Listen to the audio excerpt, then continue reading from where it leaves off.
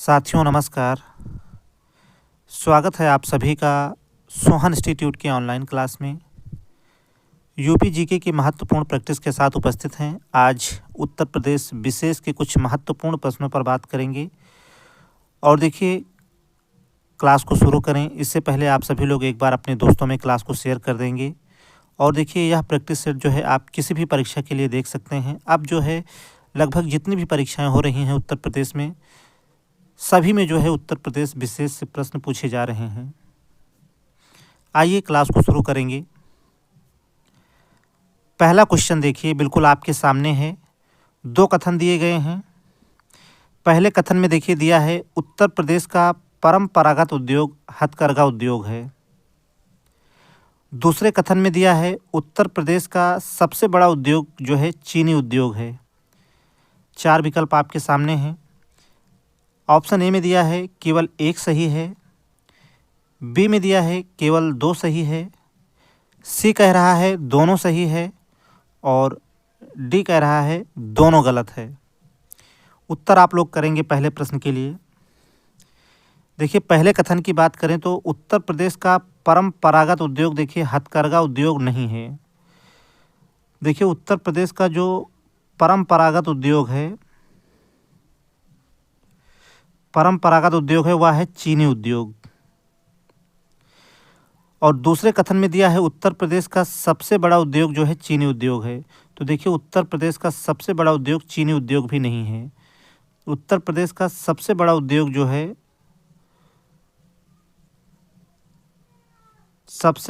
है हथकरघा उद्योग। तो देखिए, ये दोनों एक दूसरे के अपोजिट हैं। तो देखिए, अब ऑप्शन ए में दिया है केवल एक सही है, यह भी नहीं होगा। केवल दो सही है, यह भी नहीं होगा। और दोनों सही है, यह भी नहीं होगा। तो देखिए, उत्तर प्रदेश का परंपरागत उद्योग चीनी उद्योग है। उत्तर प्रदेश का सबसे बड़ा उद्योग जो है वह हथकरघा उद्योग है। इसलिए दोनों ही कथन जो है पूरी तरह से गलत हैं। तो डी आपका करेक्ट आंसर हो जाएगा, दोनों गलत है। चलिए, इसी प्रकार से प्रश्न आपके परीक्षा में बनेंगे और वैसे आप लोग इसे नोट कर लेंगे। अगर आपसे पूछता है उत्तर प्रदेश का परंपरागत उद्योग जो है, तो आपका उत्तर होना चाहिए चीनी उद्योग है। और सबसे बड़ा उद्योग अगर आपसे पूछता है उत्तर प्रदेश का, तो वह हथकरघा उद्योग होगा। और देखिए एक चीज़, चीनी मिल 1903 में लगाई गई प्रतापपुर देवरिया में।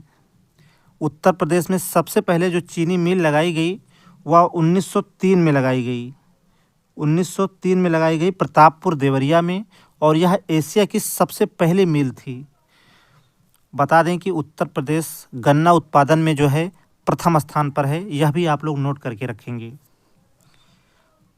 दूसरे क्वेश्चन पर चलेंगे। नरौरा आणविक संयंत्र की स्थापना कब हुई? चलिए, नरौरा आणविक संयंत्र की स्थापना कब हुई? ऑप्शन ए में दिया है 1985 में, बी में दिया है 1983 में, ऑप्शन सी में दिया है 1989 में और डी में दिया है 1993 में। उत्तर आप लोग करेंगे। देखिए, नरौरा जो है बुलंदशहर ज़िले में है। और नरौरा आणविक संयंत्र की स्थापना कब हुई? तो यह हुई 1989 में। दूसरे प्रश्न के लिए सही ऑप्शन होगा ऑप्शन नंबर सी। और देखिए, 1989 में ही इस डेट को और याद रखेंगे आप लोग। 1989 में दूसरी राजकीय भाषा के रूप में, देखिए दूसरी राजकीय भाषा के रूप में उर्दू को स्वीकार किया गया था। चलिए, उर्दू को दूसरी राजकीय भाषा के रूप में 1989 में स्वीकार किया गया था। इसे भी आप लोग नोट करके रखेंगे। और नरौरा आणविक संयंत्र की स्थापना कब हुई? तो 1989 में। सी राइट आंसर होगा।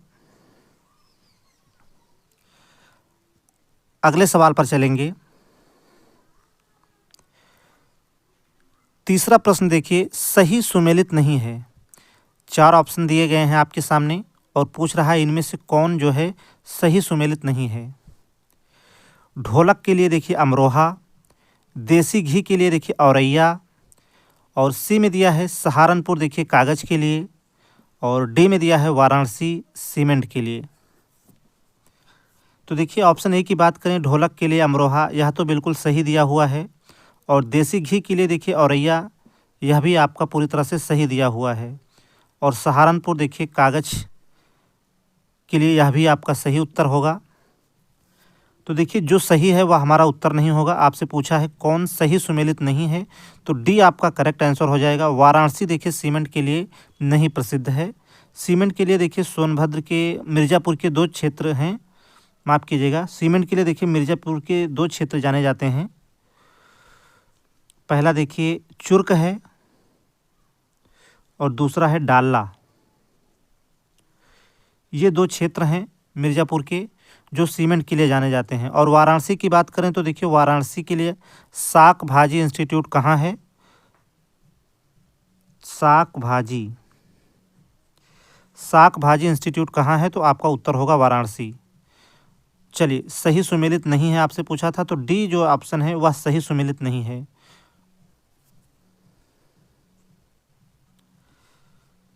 क्वेश्चन नंबर 4 देखेंगे। और देखिए अगर सेशन आपको पसंद आ रहा है तो आप लोग अपने मित्रों में क्लास को ज़रूर शेयर करें। चलिए चौथे प्रश्न को देखेंगे। चलिए 2 कथन इसमें भी दिए हैं। पहले कथन में दिया है उत्तर प्रदेश खादी ग्रामोद्योग बोर्ड की स्थापना 1960 में हुई थी। दूसरे कथन में दिया है उत्तर प्रदेश राज्य वित्त निगम की स्थापना 1954 में हुई थी। ए ऑप्शन कह रहा है केवल 1 सही है, बी में दिया है केवल 2 सही है, सी में दिया है दोनों सही है और डी में दिया है दोनों गलत है। चौथे प्रश्न के लिए आप लोग उत्तर करेंगे।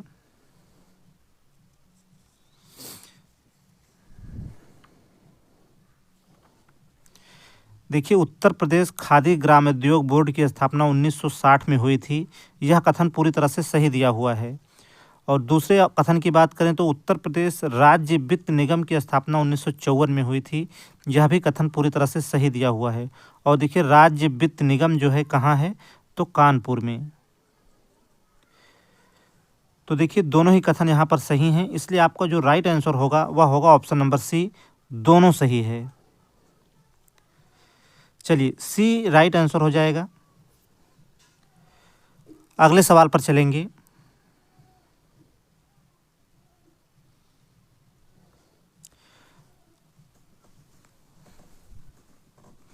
चलिए 5वें प्रश्न के लिए आप लोग उत्तर करेंगे। कह रहा है सही सुमेलित है, आपको बताना है इनमें से जो है कौन सा जोड़ा सही सुमेलित है। ऑप्शन ए में दिया है एल्युमिनियम उद्योग रेनकोट में है, बी में दिया है कत्था उद्योग बरेली में है, सी में दिया है बांसुरी उद्योग पीलीभीत में है और डी में दिया है सिगरेट उद्योग सहारनपुर में है। डी ई में दिया है उपरोक्त सभी विकल्प जो है पूरी तरह से सही दिए हुए हैं। चलिए 5वें प्रश्न के लिए आप लोग उत्तर करेंगे। देखिए एल्युमिनियम उद्योग रेनकोट में है और देखिए रेणुकोट कहाँ पड़ेगा? तो देखिए रेणुकोट पड़ेगा सोनभद्र में, रेणुकोट पड़ेगा सोनभद्र में।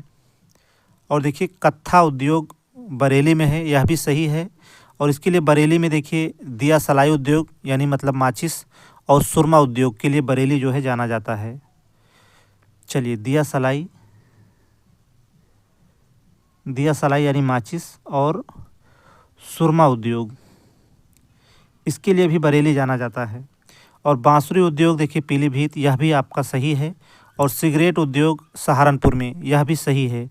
तो देखिए सभी विकल्प जो है पूरी तरह से सही दिए हुए हैं, इसलिए आपका जो राइट आंसर होगा वह होगा ऑप्शन ई, उपरोक्त सभी विकल्प जो है पूरी तरह से सही दिए हुए हैं। चलिए ई करेक्ट आंसर होगा। नेक्स्ट क्वेश्चन देखेंगे।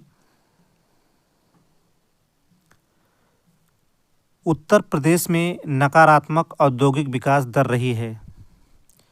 आपको बताना है कि उत्तर प्रदेश में नकारात्मक औद्योगिक विकास दर जो है किस योजना में रही है। चौथी योजना, छठी योजना, 9वीं योजना या फिर प्रथम योजना। तो देखिए उत्तर प्रदेश में नकारात्मक औद्योगिक विकास दर रही है 9वीं योजना में जो है विकास दर काफ़ी नीचे चली गई थी, तो सी करेक्ट आंसर होगा। जबकि वृद्धि किस योजना में हुई थी, तो देखिए छठी योजना में जो है वृद्धि हुई थी। चलिए, आपसे पूछा था नकारात्मक औद्योगिक विकास की दर किस योजना में रही, तो 9वीं योजना में। राइट आंसर होगा ऑप्शन नंबर सी।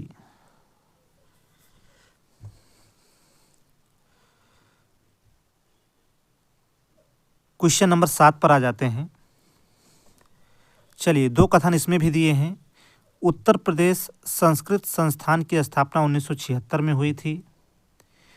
दूसरे कथन में दिया है उत्तर प्रदेश उर्दू अकादमी की स्थापना 1972 में हुई थी।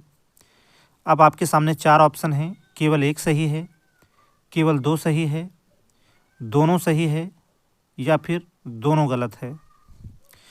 देखिए, बता दें, उत्तर प्रदेश संस्कृत संस्थान की स्थापना 1976 में हुई थी, यह आप नोट भी कर सकते हैं। और उत्तर प्रदेश उर्दू अकादमी की स्थापना देखिए 1972 में हुई थी। तो देखिए, दोनों कथन सही हैं, इसलिए आपका राइट आंसर होगा ऑप्शन नंबर सी। दोनों कथन जो है पूरी तरह से सही दिए हुए हैं। चलिए, सी करेक्ट आंसर होगा। आगे चलेंगे। प्रश्न नंबर 8 के लिए आप लोग उत्तर करेंगे। और देखिए, आप लोग उत्तर जरूर किया करें, भले ही आपका उत्तर गलत हो। आप गलतियां जितना ज़्यादा करेंगे उतना ज़्यादा आप सीखेंगे।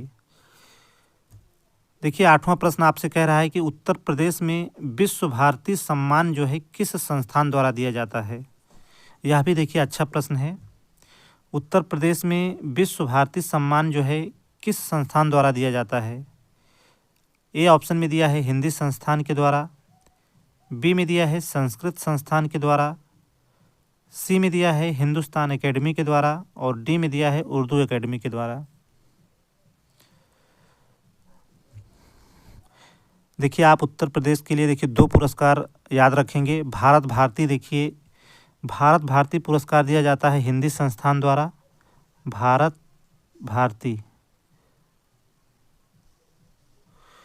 भारत भारती पुरस्कार दिया जाता है हिंदी संस्थान के द्वारा। और देखिए, विश्व भारती सम्मान दिया जाता है संस्कृत संस्थान के द्वारा। आपका राइट आंसर होगा ऑप्शन नंबर बी। यहाँ विश्व भारती सम्मान पूछा था, तो आपका राइट आंसर होगा ऑप्शन नंबर बी, संस्कृत संस्थान के द्वारा। देखिए, जब भी पूछेगा भारत भारती, तब आपका उत्तर होना चाहिए हिंदी संस्थान के द्वारा। और जब भी पूछे विश्व भारती सम्मान किस संस्थान द्वारा दिया जाता है, तो आपका उत्तर होना चाहिए संस्कृत संस्थान के द्वारा। चलिए, बी करेक्ट आंसर हो जाएगा। नेक्स्ट क्वेश्चन पर चलेंगे।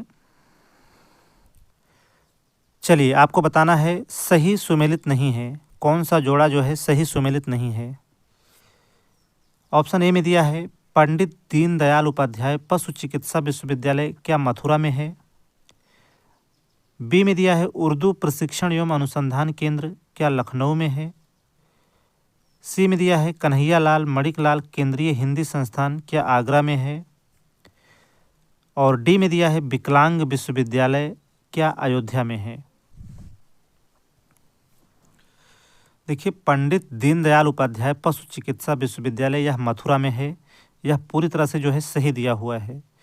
लेकिन आपको सही नहीं बताना है, आपको बताना है कौन सा जोड़ा जो है सुमेलित नहीं है।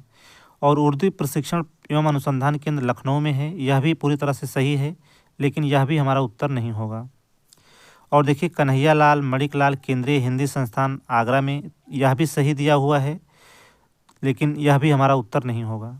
अब देखिए, एक ही ऑप्शन बचा, ऑप्शन डी, यही आपका करेक्ट आंसर हो जाएगा। विकलांग विश्वविद्यालय देखिए अयोध्या में नहीं है, यह है चित्रकूट में, आप लोग इसे नोट कर सकते हैं। चलिए, अगला सवाल पर चलेंगे। चलिए, प्रश्न नंबर 10 के लिए आप लोग उत्तर करेंगे। इसमें भी देखिए 2 कथन आपके सामने हैं। पहले कथन में दिया है फिराक गोरखपुरी का वास्तविक नाम रघुपति सहाय था। फिराक गोरखपुरी का नाम वास्तविक नाम जो है रघुपति सहाय था। और दूसरे कथन में दिया है मुंशी प्रेमचंद का जो वास्तविक नाम था वह धनपत राय था। अब 4 विकल्प आपके सामने हैं, केवल एक सही है, केवल 2 सही है, दोनों सही है या फिर दोनों गलत है। फिराक गोरखपुरी का वास्तविक नाम रघुपति सहाय था, यह कथन पूरी तरह से सही दिया हुआ है। और मुंशी प्रेमचंद का भी जो वास्तविक नाम था वह धनपत राय था, यह भी कथन जो है एकदम सही दिया हुआ है। तो देखिए आपका जो राइट आंसर होगा वह होगा दोनों सही है। दोनों कथन यहाँ पर सही हैं, इसलिए आपका राइट आंसर होगा ऑप्शन नंबर सी।